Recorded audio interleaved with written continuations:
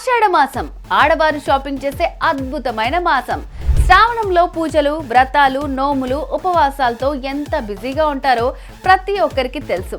అందుకే ఆ బిజీ టైంలో షాపింగ్ చేయాలంటే కష్టంగా ఉంటుంది. కాబట్టి ఆషాఢ మాసంలో హ్యాపీగా ముందే షాపింగ్ చేస్తారు.